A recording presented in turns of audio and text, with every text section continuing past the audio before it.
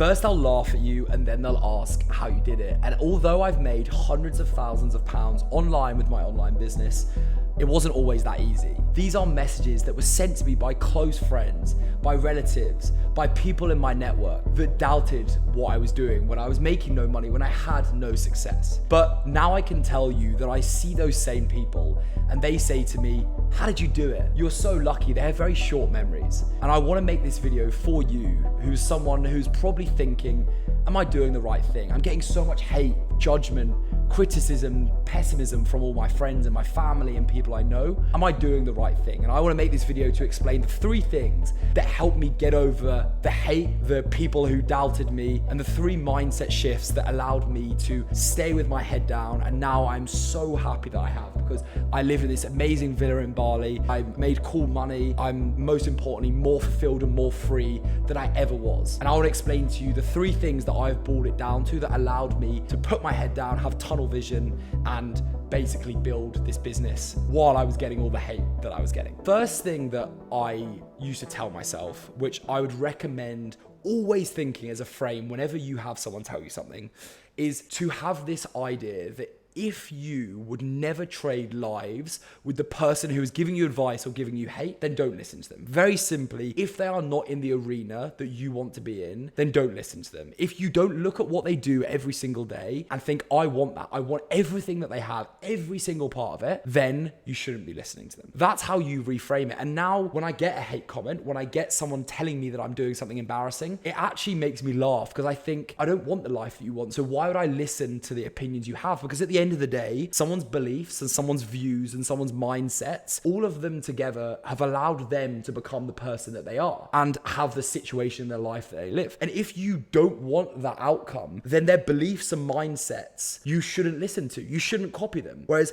the people here who have the life that you want have these certain beliefs and mindsets, and they are the people you should be listening to. So cut out the noise and don't listen to the right people. And my mum said something which was really funny to me. And my mum's been supportive the whole time, but she also used to tell me what I should post on social media. She's like, oh, I love this content. And I was like, Mum, you've never grown an online business with organic content, so why would I listen to you? And it was said in a nice way, of course. It wasn't hate, but it's what I listen to whenever someone comes to me and tells me something that they think I should do. I'm like, do you have the mindsets, the beliefs? Do you have the life that I want? And if you don't, then don't. So only listen to a few people and only listen to those people who have the life that you want. It's so important. The second is that hate from anyone is just a projection of insecurity, because we both know that for someone to leave a hate comment, for someone to say something judgmental, it's actually an inner reflection of what is going on in their minds, because everyone is just neutral, right? And then if someone looks at someone else and passes judgment, that judgment has come into their head because there's something different with that person than them. At the end of the day, I know this because I used to be that person. I had friends who were in entrepreneurship. I had friends who were doing different things with their lives,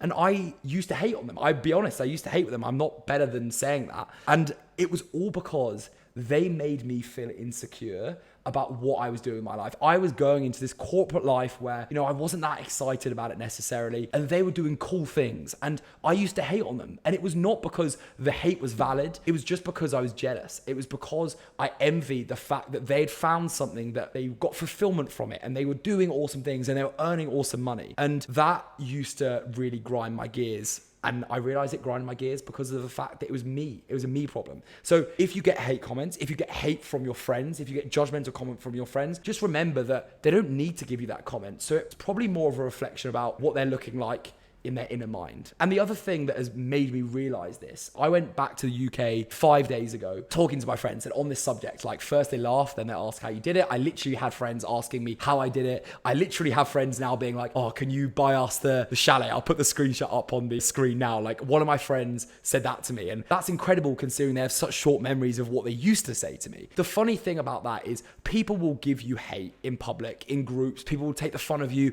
in the lads group or with your friends, or those judgmental, pessimistic comments. But what they'll actually do, and I can say this personally, is when you start making it, when you start clearly having more wealth, having more time freedom, having location freedom than all of your other friends, then what will happen is they will secretly come up to you and say, congratulations. Or they'll secretly come up to you and say, I wish I could do what you do. And I've had multiple of my friends, take the piss out of me in front of the group. And then when I have a one-on-one conversation with them, they put their arm around me and they say, look, you've actually smashed it, congratulations. And a few of them even say, you know what, I wish I could do what you said you done. I don't want to prove a point to them, they're my friends, I love them, but at the same time, it does hit home, right? It is the first they laugh, then they'll ask how you do it, or how they can copy you, or how they can come work for you. And then the last thing that I want to say, so that almost second thing is like, hate is insecurity projected, right? The third thing that is a mindset shift, and I think this is actually the guiding principle of everything that I do, is that there is only one thing worse in the world than failure, and that is regret. I saw a video of an old man, and this was like a canon event to me, literally just scrolling on Instagram. And I saw a video of an old man, and he said he was like a 55-year-old corporate worker, and he was getting interviewed on, you know, one of those street interviews where people go around asking people random questions. It was like, what was one of your regrets? And he said,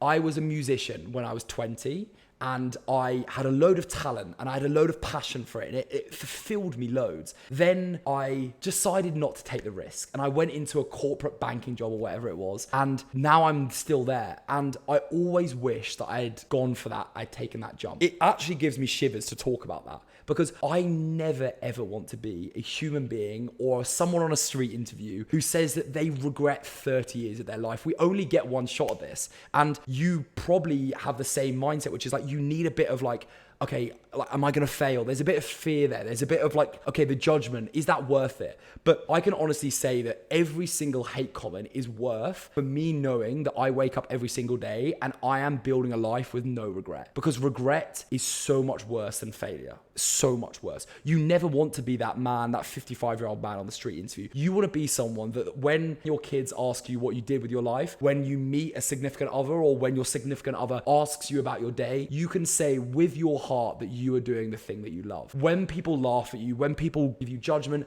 all they are doing is stopping you from being the person that says they did life well. And I just want to be that person that says, I know that I'm doing what I want to be. I'm truly excited and inspired and love what I'm doing. We only get one time on this planet, and I want to make every single second count. So first they'll laugh, and then they'll ask how you did it.